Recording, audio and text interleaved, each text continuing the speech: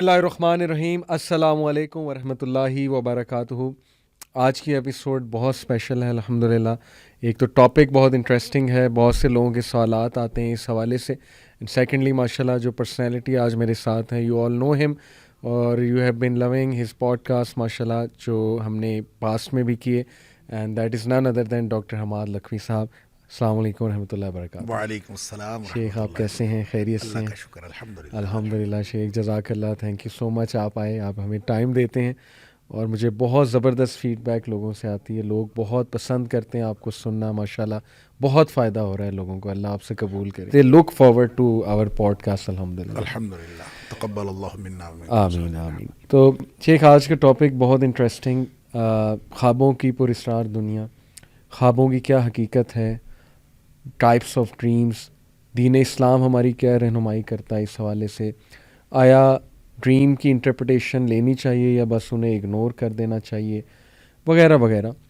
تو سب سے پہلا سوال میں آپ سے یہ پوچھنا چاہوں گا کہ دین اسلام میں ہمیں کیا رہنمائی ملتی ہے ود ریگارڈس ٹو ڈریمز، کہ ان کی حقیقت کیا ہے؟ بسم اللہ الرحمن الرحیم۔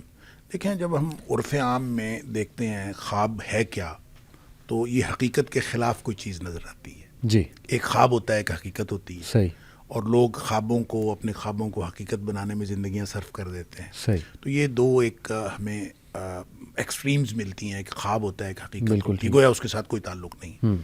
اس سے لگتا یہ ہے کہ ایک جسمانی حص ہے اور ایک روحانی حص ہے۔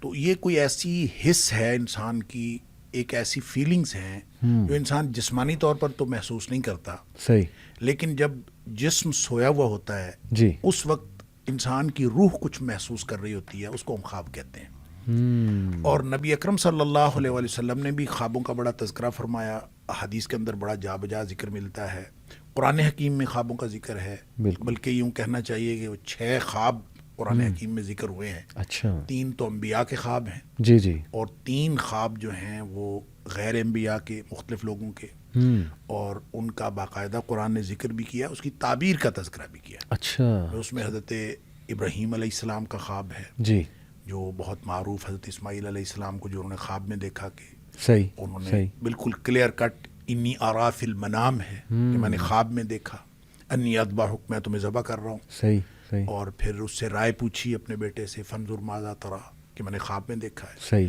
اب ظاہر ہے کہ وہ نبی کا خواب ہے، اور نبی کا خواب وحی ہوتا ہے، وحی کے درجے پر ہوتا ہے، لہٰذا بیٹے نے بھی اس میں کوئی تردد نہیں کیا، انہوں نے کہا ٹھیک ہے ابا جی، آپ کو جو اللہ تعالیٰ کی طرف سے حکم ہوا ہے۔ اسی طرح حضرت یوسف علیہ السلام کا خواب کہ میں نے 11 ستارے اور سورج چاند کو دیکھا، مجھے سجدہ کر رہے ہیں۔ صحیح، صحیح، پھر اسی طرح سے یوسف علیہ السلام، سورہ یوسف کے اندر ہی 3 مزید خوابوں کا ذکر ہے۔ ایک تو 2 قیدی جو آپ کے جیل کے ساتھی تھے، ان کے خواب الگ الگ۔ پھر اسی طرح جو اس دور کے بادشاہ کا جو خواب ہے، جو آ کے حضرت یوسف علیہ السلام سے پوچھا گیا۔ جی، اچھا، اسی طرح نبی اکرم صلی اللہ علیہ وآلہ وسلم کے خواب کا تذکرہ بھی ہے، جو آپ نے اپنے آپ کو اور اپنے ساتھیوں کو عمرہ کرتے ہوئے دیکھا، اور نبی کریم صلی اللہ علیہ وسلم نے فرمایا کہ مجھے جو ہے وہ خواب میں یہ دکھایا گیا ہے۔ تو آپ پھر عمرہ کرنے کے لیے گئے، پھر حدیبیہ پہ روک لیا گیا، پھر بعض لوگوں کو یہ خیال ہوا کہ یہ تو خواب غلط ہو گیا ہے، صحیح، تو پھر اللہ تعالیٰ نے قرآن میں اس کی تصدیق فرمائی کہ یہ خواب سچا ہے، لقد صدق اللہ رسولہ الرؤیا، صحیح، کہ اللہ تعالیٰ نے اپنے رسول کے خواب کو سچا کیا ہے۔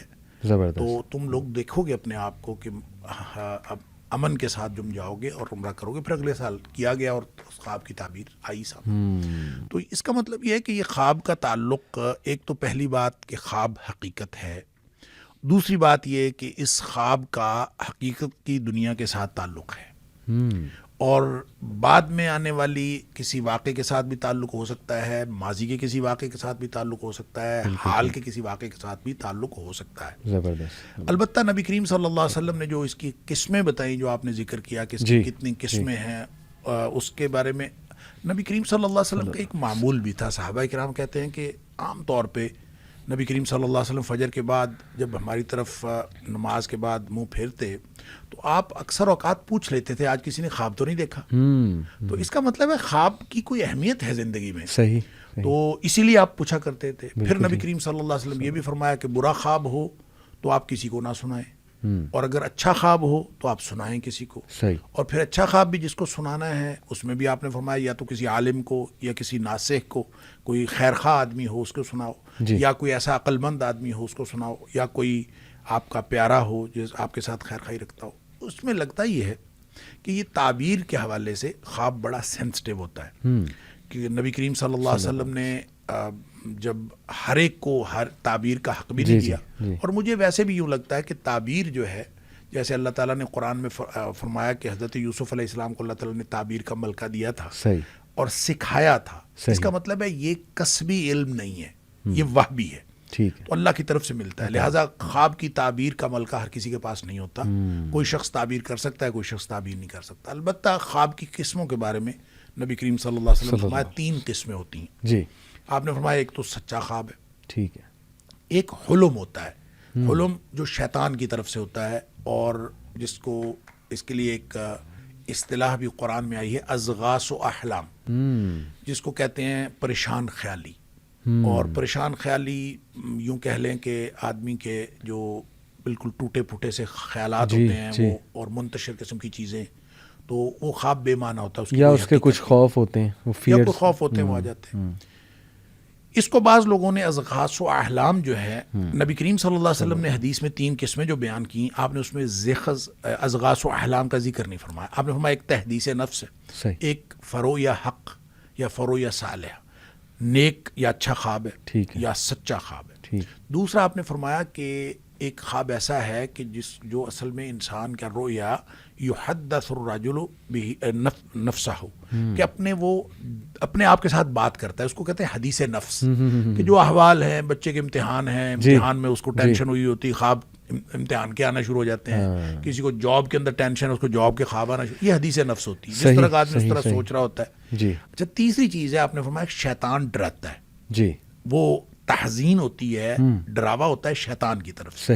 لہٰذا اسی کو حلم کہا گیا ہے جو احلام کی طرف آتا ہے. لہٰذا اس کا مطلب جو شیطان کے ڈراوے والا خواب ہے وہی اضغاث و احلام ہے. بعض لوگوں نے حدیث نفس کو بھی اضغاث و احلام میں شامل کیا ہے.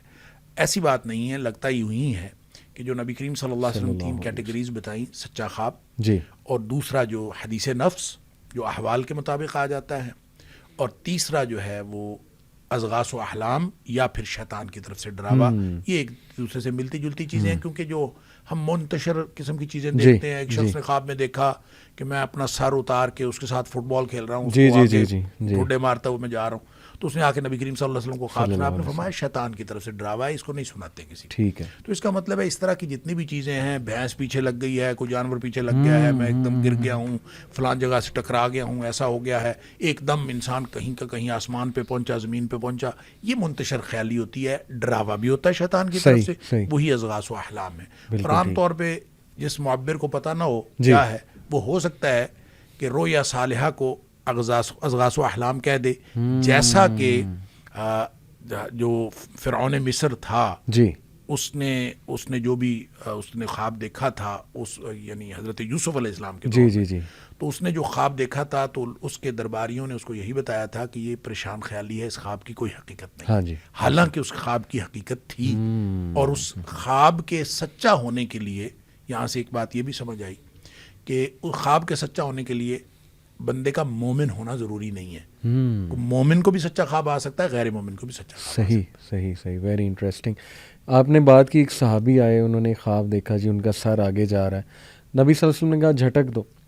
تو اس سے تو یہ پتہ لگتا ہے کہ ہر برا خواب جھٹک دینا چاہیے, یا اس میں کچھ وارننگ ہو سکتی ہے. جیسے کئی آپ کو پتہ ہے راکی کہتے ہیں کہ اگر آپ پہ کوئی کالا علم ہوا ہے یا شیطان حاوی ہے تو سائنز ہوتے ہیں ڈریم میں کچھ, جیسے کہ آپ اونچائی سے اپنے آپ کو گرتے دیکھو, یا کوئی موذی جانور, چھپکلی, سانپ, شیر وغیرہ دیکھو, تو انہیں بھی ٹوٹلی شیخ اگنور کر دینا چاہیے, یا کچھ ہمیں تھوڑا سا ایکٹیو ہو جانا چاہیے, تھوڑا سا ان سے سائن لے کے کچھ کرنا چاہیے؟ دیکھیں, اس کے بارے میں بھی جو رہنمائی ہمیں نبی کریم صلی اللہ علیہ وسلم سے ملتی ہے وہ تو یہی ہے. ایک میں آپ نے فرمایا کہ اس کو چاہیے کہ وہ تعوذ پڑھے, ٹھیک, اس خواب کے شر سے پناہ مانگے. بالکل ٹھیک. گویا اس طرح کی کوئی دعا پڑھے, اللہم انی اعوذ بک من شر ھذہ الرؤیا, اللہ اس خواب کی برائی سے مجھے بچا لے. جب بھی اس کو خواب کا خیال آئے, اس کو یاد آئے, تو وہ اس کو چاہیے کہ اس سے پناہ مانگے. ٹھیک ہے. دوسرا آپ نے یہ بھی فرمایا کہ فلیصلی، کہ اس کو چاہیے کہ نماز پڑھے. کہ برا خواب دیکھا ہے، شیطان کی طرف سے ڈراوا ہے، آدمی کو خوف محسوس ہوتا ہے تو نماز پڑھے. پھر آپ نے یہ بھی فرمایا کہ اعوذ باللہ من الشیطان الرجیم سادہ، یعنی آنکھ کھلی ہے، جاگ آ گئی ہے، آپ برا خواب دیکھا ہے، ڈر گئے ہیں، اعوذ باللہ من الشیطان الرجیم پڑھیں، بائیں طرف دھتکاریں دل کی طرف اور کروٹ بدل کے سو جائیں. تو یہ وہ میئرز ہیں جو آپ نے لینے ہیں، لیکن اس کو بیان نہیں کرنا، کسی کے ساتھ نہیں بات کرنی. البتہ رہے گی بات یہ کہ وہ کوئی اشارہ ہو، جادو کا کوئی سائن ہو یا کسی اس طرح کی کوئی چیز، جی تو یہ ایک بالکل الگ بات ہے. اس کا تعلق اس سائن کی وجہ سے آپ کی پروٹیکشن کے ساتھ نہیں ہے. اچھا سائن ایک ہو سکتا ہے کہ آپ کو کوئی وارننگ دی گئی ہو اور کسی طرح سے ایسا ہو، لیکن پروٹیکشن کی ادروائز بھی ضرورت ہے انسان کو. اس کو پروٹیکشن ویسے ہی لیتے رہنا چاہیے.